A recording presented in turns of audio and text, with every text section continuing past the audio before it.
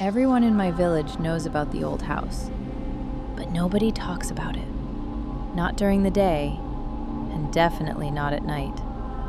When I was a kid, people used to say, "Stay away from that place after sunset, or you might not come back the same."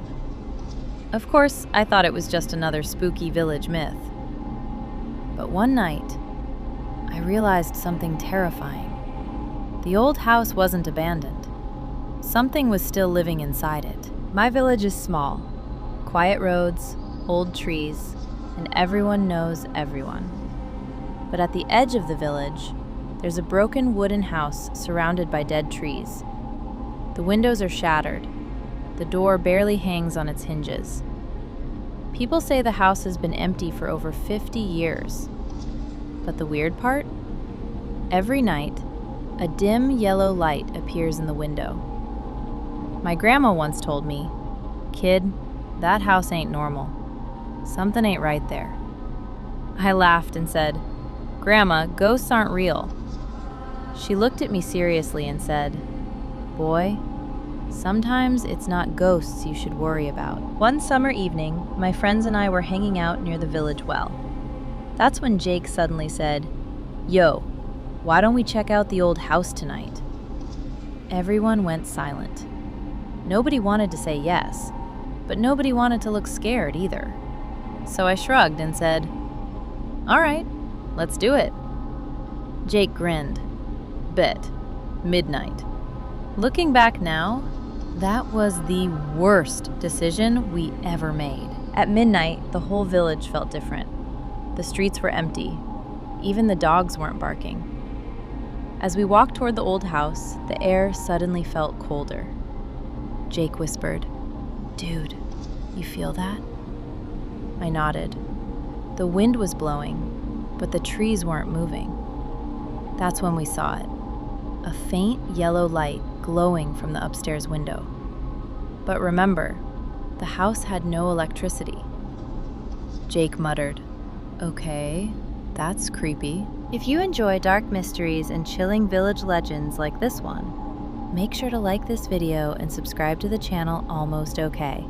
Because here, every story starts normal and ends almost okay. Turn on the notification bell so you don't miss the next story. The front door creaked open with a loud crack. The inside smelled like dust and rotten wood. Every step we took made the floor groan. Then suddenly, thud. Something heavy dropped upstairs. We all froze. Jake whispered, "Bro, you heard that, right?" Before anyone could answer, we heard slow footsteps above us. Step, step, step. But there was one problem. There was no way anyone could be living there. Then we saw it, at the top of the staircase, a tall, dark figure, standing completely still. We couldn't see its face, but it was definitely watching us. Jake, "Guys, that ain't funny." But nobody was joking. Suddenly, the figure moved, not walking, gliding down the stairs. That's when we ran. We didn't stop running until we reached the village road.